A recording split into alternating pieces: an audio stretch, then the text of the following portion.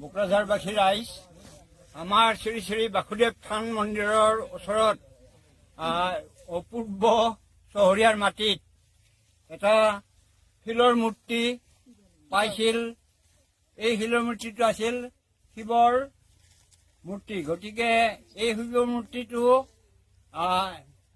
ট্ৰেক্টৰৰ ড্ৰাইভাৰে নিজৰ মতে কাকো নোকোৱাকৈ ঘৰলৈকে লৈ গৈছিল আৰু তেওঁ গৈ তাতে পূজা পাতল কৰিছিল।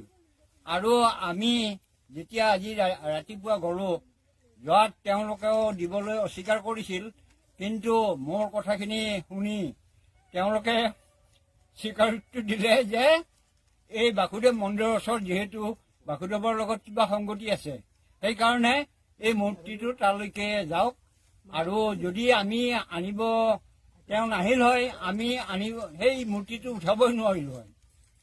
গতিকে সমূহ ৰাইজক আমাৰ এই শিৱ মূৰ্তিটো আমাৰ শ্ৰী শ্ৰী বাসুদেৱ থান মন্দিৰৰ শিৱ মন্দিৰটোলৈকে লৈ যোৱা হ'ব কিছু সময়ৰ পিছতে।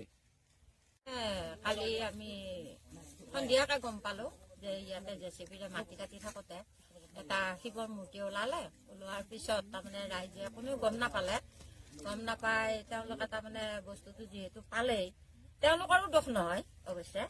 তেওঁলোকে যিহেতু এইটো পূজাৰ বস্তু এটা পালে, তেওঁলোকে ঘৰলৈ লৈ গ'ল। লৈ যোৱাৰ পিছত আমাৰ ৰাইজখিনিয়ে গম পালে। গম পোৱাৰ পিছত গোটেইখিনি আলোচনা কৰিলে যে যিহেতু আমাৰ ওচৰতে এটা মন্দিৰ আছে, মন্দিৰৰ কিবা এটা দান তেওঁলোকে ব্যক্তিগত নিব নালাগে, যে বস্তুটো আমি লৈ আহোঁ বুলি গোটেই মানুহখিনি আলোচনা কৰি তাৰমানে বস্তুটো আজি লৈ অহা হ'ল। এতিয়া আমি গোটেই ৰাইজে মিলি মানে মন্দিৰৰ ওচৰত স্থাপন কৰিম বুলি আমি গোটেই ৰাইজ ওলাই আহিছো। আপোনালোকৰ ৰাইজে যোগাযোগ কৰি আমি ৰাইজে যোগাযোগ কৰি আনিছো। জাগাখিনিৰ নাম কি? 1 নম্বৰ বোকৰাঝাৰ বাগিচা।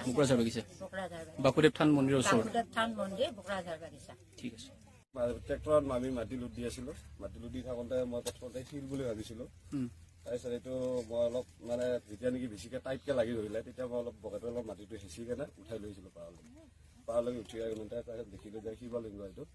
তাৰপিছত এই সিহঁতক ক'লো, আৰু কেইজনমান ল'ৰা আছিলে সিহঁতক ক'লো। তাৰপিছত শিৱ লাগি মই ঘৰত লৈ যাওঁ দে।